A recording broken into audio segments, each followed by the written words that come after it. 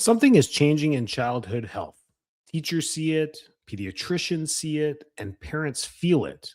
Today, we're talking about what's happening with children's nervous systems and why so many kids are struggling. Welcome to another episode of Living a Full Life podcast. I'm Dr. Enrico Dolchkori. And this week, we're talking about the kids and this generation and raising kids. This isn't about blaming parents at all. It's about understanding the environment kids are growing up in. It's coming to the surface in the last probably 12 months of all the things we've been talking about for the last 30 years, that things that may have been stressing our children. And I hope it continues to surface because parents are starting to see it. And we want to help our kids. We all do. I think as a society, everyone wants to help children be the next best generation. So kids are facing challenges, and these challenges are rising significantly. ADHD prevalence, I remember growing up in the 80s and 90s, and ADD was talked about. And children, it's increased to about 11% of kids between the ages of 3 to 17. 1 in 10 children are being diagnosed with ADHD. Anxiety, depression among children increased dramatically during the last 10 years. And autism prevalence is now approximately 1 in 36 in the United States. Whether you're a parent, a teacher, a healthcare provider, it's clear that more children today are struggling with attention, emotional regulation, sensory processing, and motor development. And it all comes from understanding the developing brain. Such a tender time in our lives that can never be bought back.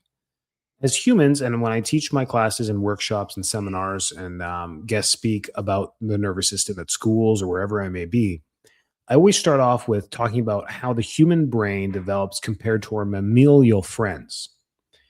When an elephant or a zebra or a horse or a cow or any type of mammals you can think of give birth to their offspring, they will fall to the ground. They'll be birthed on the ground.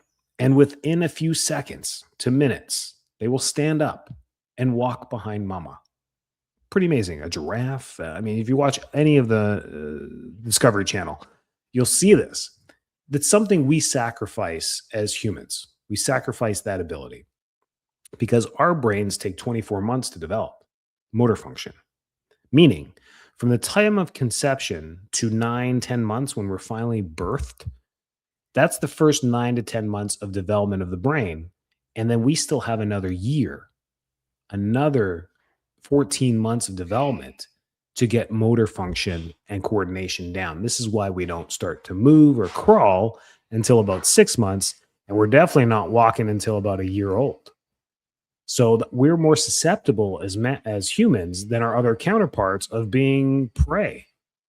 A little infant baby can't do much. A predator could come in and take us at any time.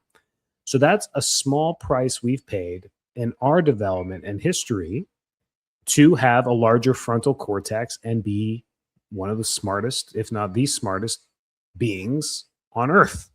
It's a pretty good thing because we're smart enough to protect our young. So I like to teach that because we have to understand how the brain develops. And the brain develops rapidly in the first 7 years of life. We're not done when we start walking. That's motor function. That's just to follow mama. It takes us 24 months just to learn how to follow mom and be safe behind her with motor function. It takes 7 years for the human brain to develop into full perplexity. Movement plays a major role in this brain development, and sensory input shapes the neural pathways. Early brain development and the environment, from Shonkoff and Phillips in 2000, from Neurons to Neighborhoods, the Science of Early Childhood Development, said a child's brain is incredibly adaptable, but it's also highly influenced by the environment. That is the undertone of today's podcast.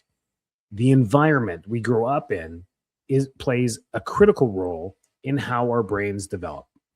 What has changed in the last 25 years compared to all the other generations before us? Well, let's do 50 years because I had technology as well. I just gave you the answer. growing up. So over the last 50 years compared to the last 2000 years, what has changed? Technology has changed. It's completely changed our environment.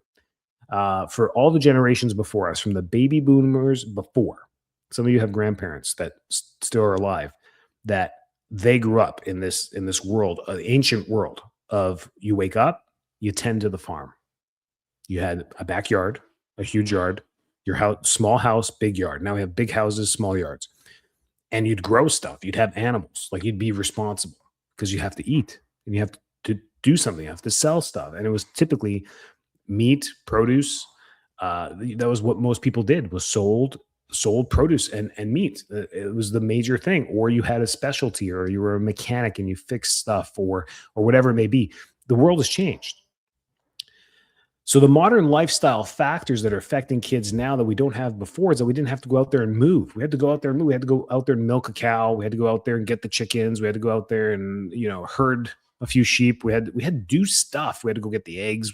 We were told to do stuff at like 3 years old, 4 years old. Go out there, go grab some eggs, go get your hands dirty. So the average kid now spends 4 to 7 hours a day on screens. It's so hard being a pediatric chiropractor. It is so difficult in this day and age combating this epidemic of screen time. I don't know what to do. I don't know what to say. I don't know what to blow up. I don't know who to assassinate. I have no clue. I don't know how to fix this. Excessive screen time is linked with attention and behavioral problems. The data is in. There's really no more reason for us to do any more research on this. It is unanimous that the excessive screen time is linked to behavioral issues, which means it's affecting the brain's synaptic potentials. In 2018, interactive media use in young children from Christakis et al., that was done about 8 years ago, the brain evolved to learn through movement, interaction, and real-world play, not constant digital stimulation. Right? There was a major shift in these last two generations to this constant stimulation. Our brains are completely changed in how we develop. Children move way less today than previous generations. They're taking it out of the PE system. I used to have, in the late 80s and early 90s and through the 90s, a rope in the gym. You had to climb this rope. No one thought about a kid falling. Like, they were like, that wasn't even a concern. They were like, why would you fall? You got to climb the rope. Like, don't fall, climb the rope. They don't have ropes anymore. We had to do chin-ups. Remember, we had to count and do how many push-ups and chin-ups you had to do, like in like 5th grade. This stuff's not there anymore. We had to run laps. You had to do this stuff. My kids come home and complain all the time. They made us run laps. Like, good. How many? 50, 60? They're like, 3 laps. Go run another 30. And they just look at me. So children move way less, and movement is so crucial for balance, coordination, and brain development. A great one, this is outdated now. I mean, 2008 article I remember referencing in my studies was The Revolutionary New Science of Exercise in the Brain. It's 18 years old now. Revolutionary science. At that time, I guess, in the 2000s. But Ratley, JJ, and Spark wrote articles on how movement directly affects the brain. And even though the research has been out there for 50 years before that, they were tying it back into kinesiology and movement and how kinesiologists change. So up in most parts of the world, use physiotherapists in Canada and Europe. And many of them are trained in kinesiology with full body motion. And it really revolutionized how we started to move that and brought pediatrics into physical therapy. And ever since then, I mean, you see athletes, young athletes in physical therapy all the time now for movement, mainly for injuries. But still, that's where the research kind of led to that movement, and then turning movement into therapy. We move so little that we now have to go to physical therapists or hire personal trainers to help us move what your body was designed to do. You have to have someone tell you how to do it. Interesting. Children are experiencing the highest levels of stress now than ever before, and it's only getting worse. Chronic stress is a real thing in our children. They're overscheduled. These kids are busier than some adults. Academic pressure on top of that. family stresses in a household that, may have some stress, and digital overstimulation. And these kids don't even get a break to be kids. And this chronic stress affects brain areas like the prefrontal cortex and the amygdala. Stress effects on brain structure and function long term can happen with chronic stresses on these parts of the brain. If we start to stress the amygdala, the fight or flight center or the fear center of the brain, we can have major issues with fear and anxiety around that. And that can happen between the ages of 2 and 5. Those stressful years can happen that. And then the prefrontal cortex can stagnate or diminish the child's ability for academics, for reading, writing, and then reverbalizing. So testing. And long story short, testing. So prefrontal cortex testing, amygdala anxiousness, and this is all from the lack of movement and chronic stress. So that's how important these two things are: minimizing the stress in our kids, letting them choose the things that they want to do, not forcing them to do these things, not overbooking them. My youngest does 5 nights a week of dance, and my wife and I always look at each other as like, she enjoys it, she truly does, and she's thriving academically. And from what I can think of, from my parent lenses, my kids are perfect, right? Of course, all of our kids are perfect, but we think about that. We're like, is that a lot compared to my other two who do 1 night a week of stuff? So you got to keep your finger on the pulse with your children on that, and make sure we're not over stimulating them. The TV is on, more than I like. iPads are not allowed. These screens. We try and minimize these things, and we do a lot of hands-on stuff. As much as I hate the slimes and the Play-Dohs and the glitter, and it keeps them busy. And boy, using their hands is way better than screen time. So I'm all about cleaning up messes if that helps their brains. And their parent, they have 2 chiropractors as parents. I mean, they're lucky kids on top of that. We'll get into that in a minute. Sleep deprivation. Sleep deprivation. You think kids sleep like babies, right? But many kids are sleeping 1 to 2 hours less than the previous generations in all the time frames. Under the age of 5, children should be getting 12 to 14 hours of sleep per day, under the age of 5. So once they start getting to VPK in kindergarten, their schedules start to change a little bit. They should be getting about 10 to 12 hours. And then as they increase through elementary, they still want to be aiming for that 10 hours. But by the end of elementary and junior high, they want to be getting that 8 to 10. So they can go down to 8. Kids are getting 6 in like 3rd grade, going to bed late, waking up at 6 a.m., go to bed 11 p.m. They're just not getting the right sleep schedule. And what ends up happening with poor sleep is that it affects their attention, their emotional regulation, and their learning. Insufficient sleep in adolescence, and that's from Owens from JAMA in 2014. Primitive reflexes and neurological development. Now you're talking my expertise. Primitive reflexes are autonomic movements present at birth. So when a baby's born, you can do these cool little reflexes with them. You can do the cheek reflex where you rub their cheek really quick, and it's a rooting reflex, and their mouth will root towards there thinking it's the nipple or food. And that usually disappears by about 6 months. You can stroke the bottom of their foot, almost like a tickle, and their toe will go into like their big toe, or all their toes will go into like this extension. And that's the Babinski reflex. And that's gone by about 6 months as well. You can stroke their back. If you hold them on their tummy and quickly stroke their back, you get the Moro reflex, the Gallant reflex. And if you clap your hands, you get that startle reflex where their hands go up and they get startled. And that's usually gone by about 3 months. And we use these reflexes to monitor children as they age. So once they're older, so once they're 1 year old, I still do all those things. They're 2 years old. I just did it on a 13-year-old yesterday. I do it on adults, 40-year-olds. I'll be adjusting their back and I'll quickly touch, and they'll have the startle reflex still there. That should have been gone 40 years ago. These retained reflexes, these retained primitive reflexes, integrate as the brain matures. But if they persist, children and even adults, children will show poor coordination, difficulty focusing, sensory sensitivity, emotional dysregulations. We'll get parents that have 2, 3 kids, and they'll be like, hey, my middle one's clumsy compared to my other 2 athletes. They're not clumsy. They've got retained reflexes, poor coordination.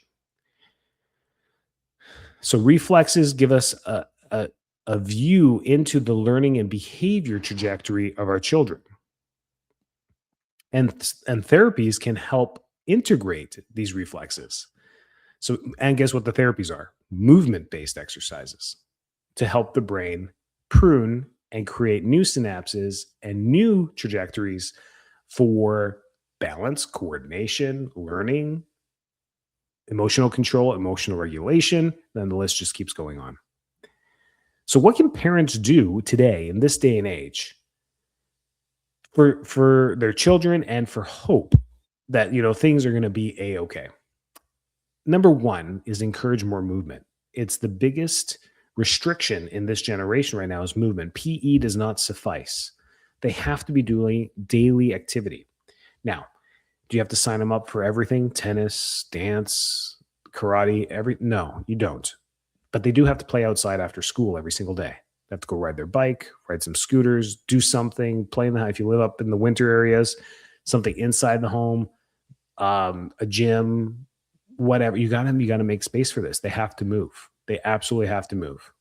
Climbing, running, balance activities. You can have some balance beams in the house. You can have some jungle gyms. You can have some spinners. You can have some Bosu balls. You can have some, make it fun. A rebounding trampoline, those small ones that are about 4 foot wide.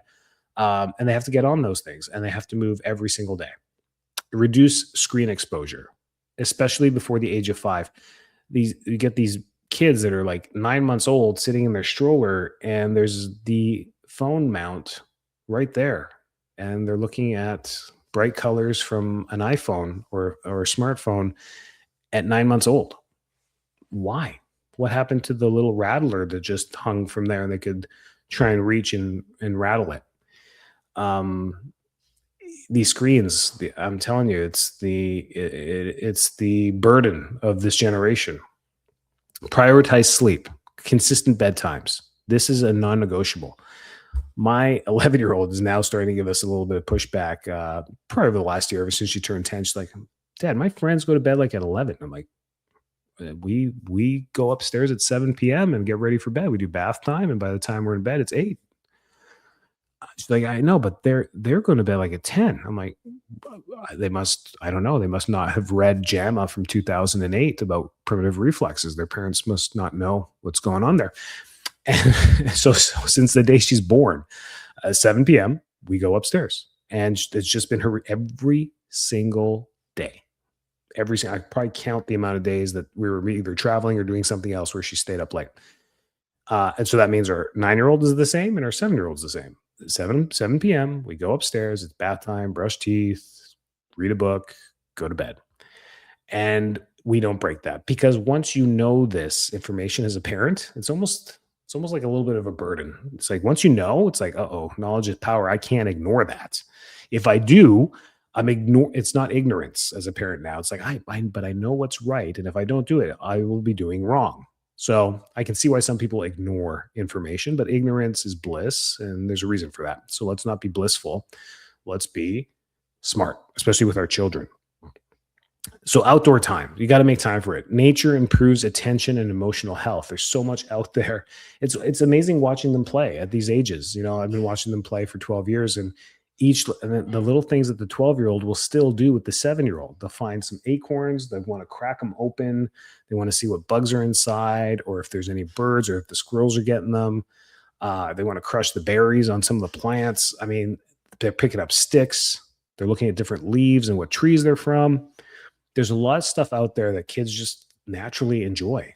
Nature is God's medicine. It's the world's medicine for a lot of people. Nature exposure and improved attention in children comes from a lot of research out there. And the spine and nervous system play a role in the brain-body communication with this as well. So that's why movement plays such a huge role in this as well. So lots to think about. But those are some rules that we have to stick by with screen exposure, bedtimes, sleep, and movement that we need to implement back into children's lifestyle. If we sit here and depend on the government has failed us for the last 30 years with the food pyramid, with the movement guidelines, with the exercise guidelines, with the cafeteria food in all the schools. They continue to fail. Just because a couple things have changed recently gives us a little bit of hope. They're still failing us. It's up to you to do this. You can't put this all on the teachers and on the system. The teachers are not the children's parents. You are. And yes, they care for your kids, but they can't care for your kids more than you. So it is our duty as parents to know these rules. And now that you've listened to this podcast, you now know. So you can't let your kids be on screens for 5 to 7 hours a day. That is ludicrous. But remember, kids are not broken. Our kids today are not broken. They're treated as if they're broken. Everyone's coming in looking for a diagnosis. I'm like, what? There is no diagnosis. Your kid's fine. Most of the time, your kid's fine. The nervous system, their nervous system is simply developing in a very different environment than previous generations. We have to accept that. It's our fault for allowing this. We need to encourage connection, movement, outdoor play, and nervous system support. Yes, we adjust kids. Why do we adjust kids? To help their nervous system regulate better. If their nervous system regulates better, they regulate better. Emotional regulation, motor function, sensory function, all these things start to happen a lot quicker. Along with movement therapy, so many kids regulate so much better. And I believe half of the parents and families that we help, when they come in and have a discussion like this, they're like, oh my gosh, the hope that comes to them and the understanding that, oh, kids are not broken brings such an ease on the entire family that they walk out better because of the emotional stress that they were all going through, thinking that something was wrong. Like, oh, it's not. It's our environment is super stressful.